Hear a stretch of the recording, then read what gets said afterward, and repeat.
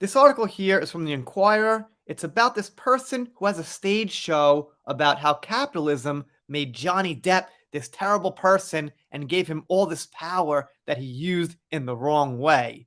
So people sometimes blame YouTubers for monetizing the trial. Well, this is literally monetizing Johnny Depp and his character. And I gotta say, without being sarcastic, at 32, this woman looks gorgeous, doesn't she, guys? Okay, let's see what we got here. In character as Johnny Depp, actor Jenna Kuzari, however you say that, I'm going to call her Jenna, asked each audience member at her show at Fergie's Pub recently what they remembered the most about the first Pirates of the Caribbean movie, The Curse of the Black Pearl. Answers ranged from the Pirates to the Caribbean. This was a Philly audience after all. When my turn came, I pulled a fact from the recesses of my mind that Depp modeled his character, Jack Sparrow, after Keith Richards of the Rolling Stones. An audience member in front of me turned and said, "You're a fan, aren't you?" "No," I protested. "Not anymore anyway." Wow, I protested. How dramatic. What a good writer this person is. Like many who grew up in the 90s and early 2000s, I once liked Depp. But now, after seemingly never-ending public downfall that includes allegations of spousal abuse, his name makes me cringe. Yet I can't dislodge the derpy Depp facts stuck in my brain or forget how his films made me feel during a formative time in my life. The derpy Depp facts. Because what I see here isn't derpy. Now I know I'm not talking about the writer. The writer could be derpy or not, but this person running the show, I would say, looks a little derpy. Philly-based Jenna, 32, of East Passaic, plays all of those themes and more in her one-person, one-hour show, Johnny Depp, a retrospective on late-stage capitalism. She then goes on to say there's a couple of different versions of the show. But of course, they all feature this beautiful lady here. I explain it as we're joining Johnny Depp on a press tour where we will explore all 102 of his illustrious film, television, and video game voiceovers appearances to find out what happened, Jenna said. Part press tour and part PowerPoint presentation, the interactive show begins at the door when guests receive a goodie bag of items to use throughout Jenna's performance, including a tiny scroll, a temporary tattoo, and dozens of gold doubloons. Plastic coins. Okay, plastic coins. Fine, just say that. Jenna transforms into Depp in front of the audience by drawing a goatee on her chin without using a mirror. The show only gets weirder from there. Well, at least she admits it's weird. We can see the goatee right there, and it is not very appealing. I'm feeling slightly nauseous, but I have to continue.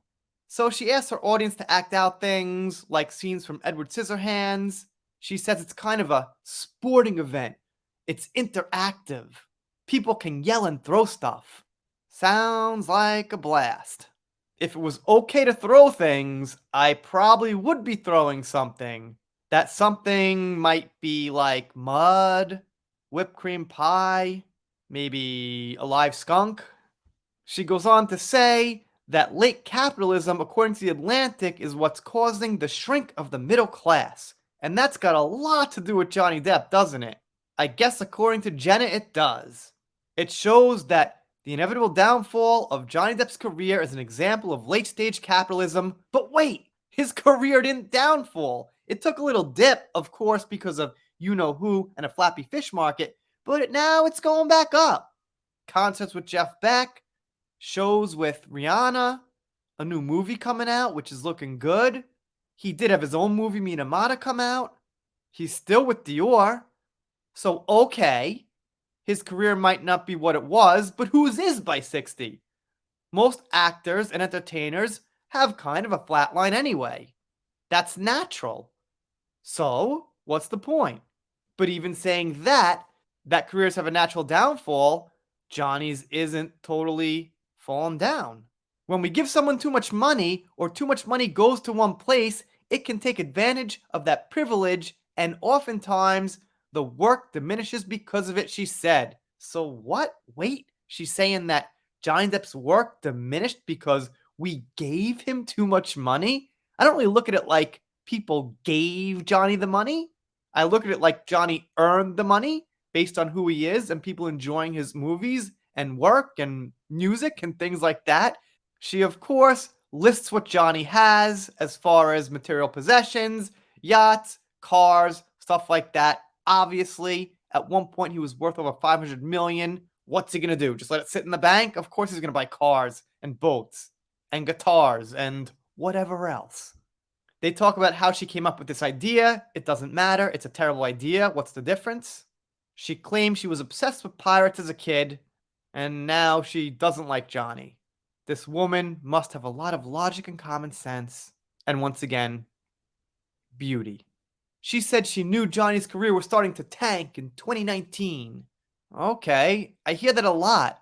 It's the same thing for most actors. They go in waves of popularity, up and down, up and down. Maybe it was at a low point. I don't know. If you take Amber out of the picture in the court case, who knows what could have happened in those 4 years or 5 years or something? Anything could have happened. He could have got any role in any movie, and boom, had a smash success. But of course, Amber had nothing to do with it. His career was tanking. Here's something interesting.